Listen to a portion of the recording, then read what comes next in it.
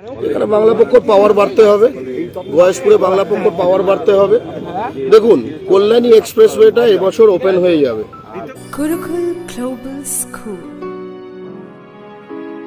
State of the art infrastructures and schooling for students. It goes with the motto enlightening young minds.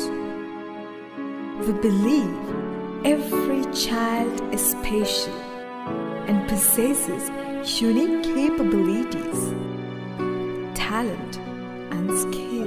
যেখানে যেখানে expressway তার দুপাশার বাঙালির থাকে না, ঠিক আছে? অন্যান্য জায়গায় বড় বড় রাস্তা হলে সেই জায়গায় লোকাল লোকজন খুব খুশি হয়, এইখানে বড় বড় রাস্তা হলে বা এরাই হয়ে লোকাল লোকজন আতঙ্কিত হয়ে যায়, ঠিক আছে? মাথায় রাখবেন কল্যাণী নদিয়াতে হলেও এটা উত্তর 24 পরগনার প্রায় বর্ডারে।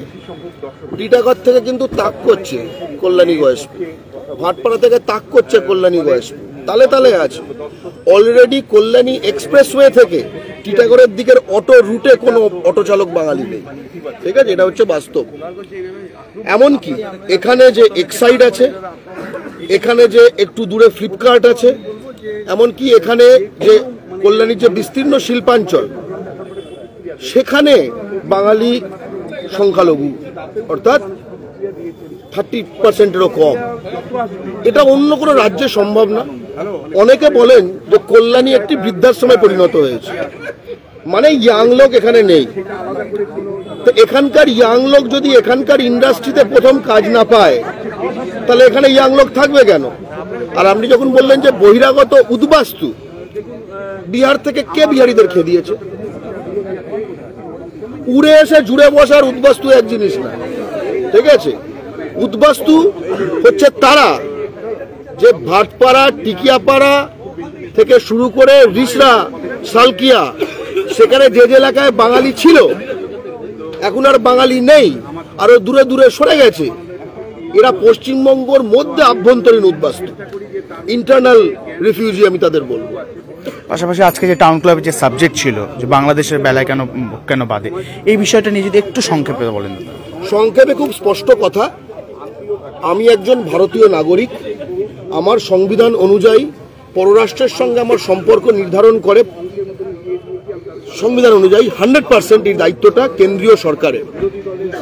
কেন্দ্রীয় সরকার আমার মতামত, আমার ইচ্ছেটাকে প্রতিফলিত করবে।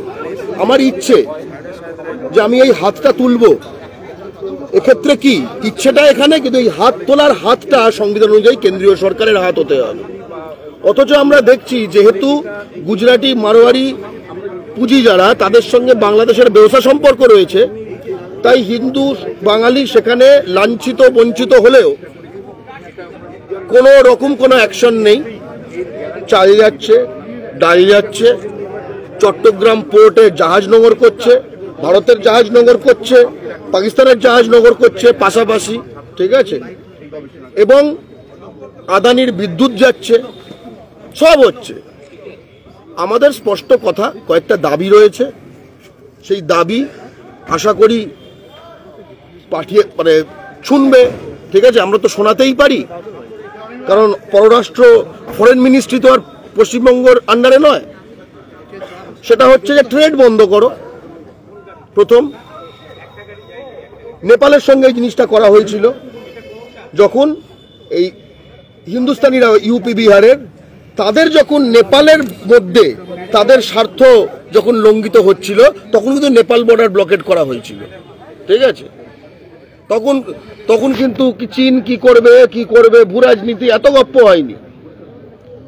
কিন্তু ওরা তো প্রথম শ্রেণীর ভারতীয়, আর আমরা তো হচ্ছে মাছলিখোর বাঙালি, ঠিক আছে? তাই আমাদের জন্য এসব কিছু হয় না। আমরা এই ট্রেড লিঙ্ক বন্ধ চাই। আমরা চাই যে চট্টগ্রাম বন্দর ভারতের কোনো জাহাজ ব্যবহার করবে না। আমরা পয়সা দেবো যাদের কারণে আমাদের স্বজাতীয়রা নিপীড়িত, এটা অদ্ভুত ব্যাপার, ঠিক আছে? তৃতীয়, আমরা চাই এই তিস্তা চুক্তি, যেটা কিনা নরেন্দ্র মোদী বলে দিয়েছে তিস্তা চুক্তি হবেই। আমরা পশ্চিমবঙ্গের মধ্যে আভ্যন্তরীণভাবে হিন্দু মুসলমান ঝামেলা লাগানো আর সেখানে তিস্তা চুক্তি করা, এইসবের ফালতু জিনিস আমরা আর ভুলবো না। ভোটের আগে নোয়াখালী, ভোট পেরোলে তিস্তা খালি, এসব হবে না, ঠিক আছে?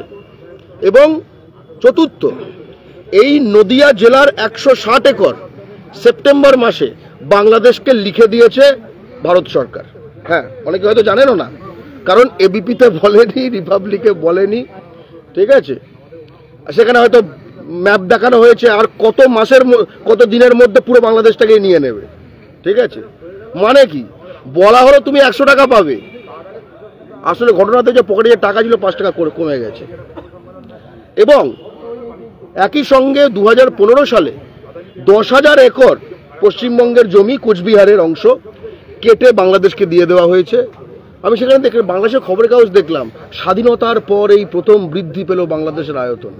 আমি হতবাক, ঠিক আছে? উদযাপন হচ্ছে ওখানে দেখলাম। এখানে যেরকম শাসক দল তৃণমূল নানা রকম সব প্রোগ্রাম করে না, এই যে ইয়ে করে, একদম ওই টাইপেরই দেখতে, কিন্তু সেখানে আওয়ামী লীগ সেখানে তখন ক্ষমতায় ছিল, তারা উদযাপন করছে বাংলাদেশ বেড়ে গেছে, পশ্চিমবঙ্গ থেকে জমি পেয়ে গেছে, কেন্দ্রীয় সরকার দিয়ে দিয়েছে। এই খবরটাও অনেকে হয়তো এখানে যারা শুনছেন প্রথমবার শুনছেন। তার মানে যেখান থেকে পৃথিবী সম্বন্ধে আপনি খবর আহরণ করেন, সেই সোর্সগুলো বদলান এবার, ঠিক আছে? তারা আপনাকে বিভ্রান্ত রাখতে চায়, তারা আপনাকে দিল্লির চোখ দিয়ে পূর্ব বাংলা তথা নিজেকে দেখাতে চায়। ভগবান তো নিজের দুটো চোখ দিয়েছে, দিল্লির চোখ ধার নেবেন কেন?